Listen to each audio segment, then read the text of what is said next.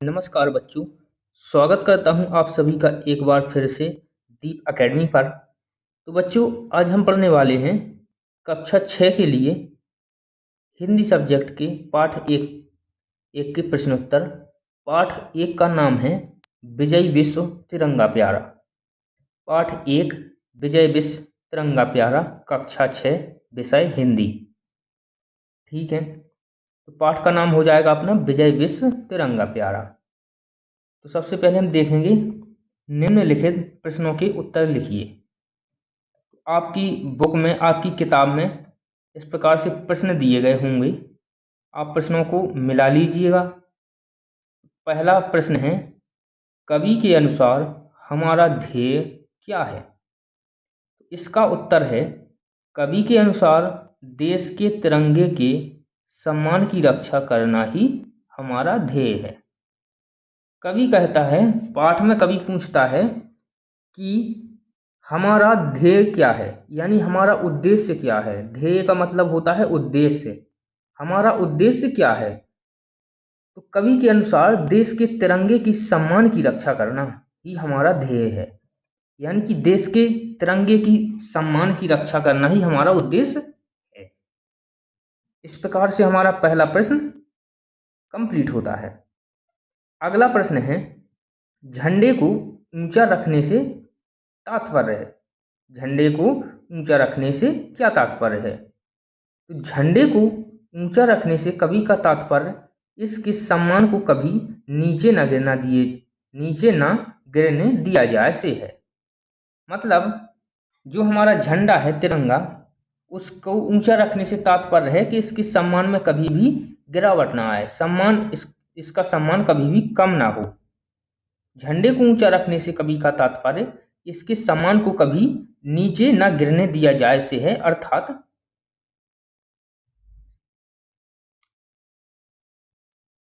अर्थात इसके आगे गलती से लिख गया है बच्चों, तो इसको आप काट देंगे, इतना ही लिखेंगे। झंडे को ऊंचा रखने से कवि का तात्पर्य इसके सम्मान को कभी नीचे न गिरने दिया जाए से है। अगला प्रश्न है, कवि ने झंडे को विजय विश्व तिरंगा प्यारा क्यों कहा है? तो कवि ने झंडे को विजय विश्व तिरंगा प्यारा इसलिए कहा है क्योंकि यह प्यारा झंडा हमारी राष्ट्रीय भावनाओं का प्रमुख प्रेरणा स्रोत है। ठीक है, यह देशवासियों को शक्ति प्रदान करने वाला, अमृत रूपी अमृत संचरित करने वाला, इसको देखकर प्रत्येक भारतीय स्वयं को गौरवान्वित महसूस करता है। कवि ने झंडे को विजय विश्व तिरंगा प्यारा इसलिए कहा है क्योंकि झंडा हमें सबसे प्रिय है। इससे हमारी राष्ट्रीय भावनाओं का उदय होता है। जैसे ही हम झंडे को देखते हैं तो हमें गौरव महसूस होता है, हम स्वयं को गौरवान्वित महसूस करते हैं। इस प्रकार से इस प्रश्न को आप लिख लेंगे और इसका उत्तर अपनी कॉपी में लिख लेंगे। अगला प्रश्न है, कवि वीरों को क्यों बुला रहा है? कवि वीरों को देश की आजादी के हित में मर मिटने को बुला रहा है। अर्थात कवि कह रहा है, कवि देश के वीरों को बुला रहा है आजादी में सहयोग देने के लिए।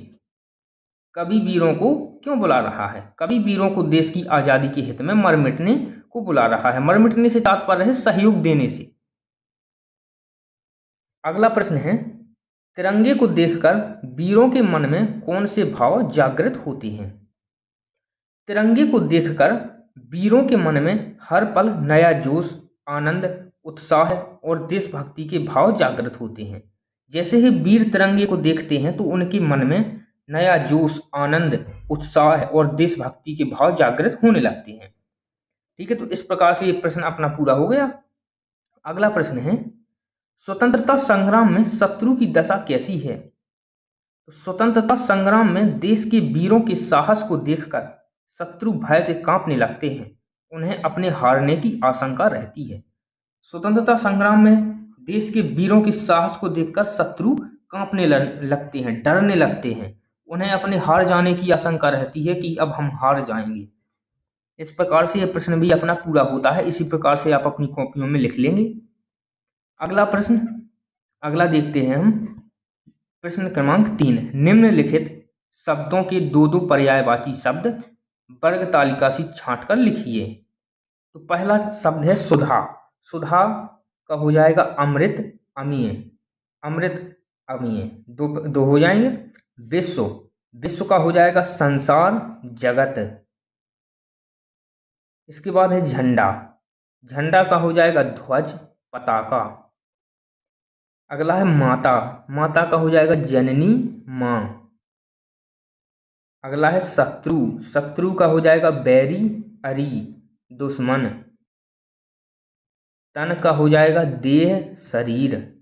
इस प्रकार से ये पर्यायवाची भी आप अपनी कॉपियों में लिख लेंगे।